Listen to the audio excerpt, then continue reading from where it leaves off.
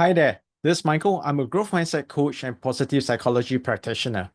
So, have you ever encountered experience where you know exactly what you have to do, but somehow you're just not doing it? And you might even find yourself losing time, opportunities, or falling behind as you waited. So, if that sounds familiar, this video tutorial is just for you. So, in this video tutorial, what I'm going to show you is how we can stop procrastinating. So, let's just dive straight in. Let's start by first understanding why do we procrastinate to begin with. So what I've developed here is what I call the procrastination equation. And I believe most of us will agree that we tend to procrastinate for two main reasons. So the first one is if the effort itself requires a huge level of effort. And the second reason is if that particular task requires a high level of discomfort. So we tend to procrastinate if the task itself requires a huge effort or require us to go through a high level of discomfort. But the question here is that all there is, or could there be something deeper? So after more than 100 coaching sessions, this is what I found out. So we procrastinate not just because when the effort is huge or the discomfort is high. There's actually a third element in terms of what's keeping us stuck, and that is the expected outcome. So we tend to procrastinate if the expected outcome in this given point in time is something that is insignificant, low impact, or we might even feel embarrassed by it. So think about it. The task that you might be procrastinating at this point in time, what is the expected outcome that you are asking from yourself? So I'd like to push that a little bit further by painting this alternative scenario. So what if today the same task that you're doing requires the same level of effort and discomfort, but instead of getting the expected outcome, now you will be getting your desired outcome. So what this means is that having gone through the same level of effort and discomfort, but instead of getting what the expected outcome could be for you at this point in time, you're getting exactly what you want, the very specific results that you're looking for with the same level of effort and discomfort. Now, the question here is, would you still procrastinate or would you take action? I know I'll be taking action. So what this tells us is that we tend to procrastinate not because there's a lack of effort, knowledge, or time. We tend to procrastinate when the piece of given task hurts our ego.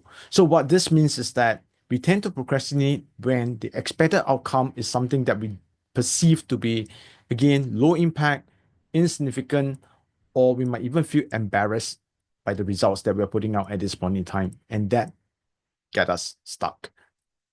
And this is also further supported by neuroscience, whereby it is noted that our brain is naturally hardwired to prioritize instant results. So, what this means is that our brain is naturally hardwired to prioritize what it deems as instant gratification over a set of results that needs to be produced over a period of time.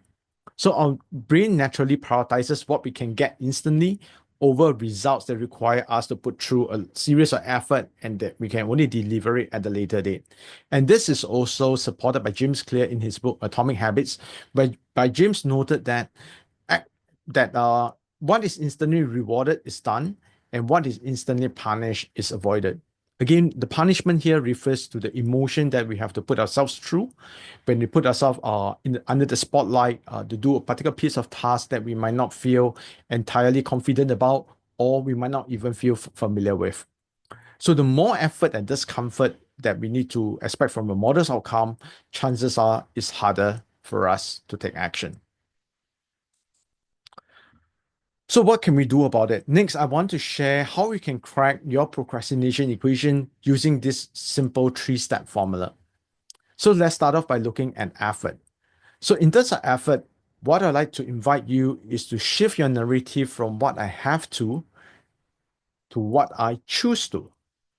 So again, to shift your narrative in terms of effort from what I have to do into what I choose to do. Because by doing so, what we are naturally reframing in our mind is that we are turning what feels like a chore into a choice. So when we shift from what I have to into what I choose to, we are literally reframing our thoughts and our mindset in terms of how we view that particular piece of task from a chore to a choice. And next, I'd like to talk about in terms of discomfort, and I'd like to introduce this very simple yet powerful concept called the power of yet that is developed by Professor Carol Dweck. She's the same researcher that wrote about the growth mindset theory.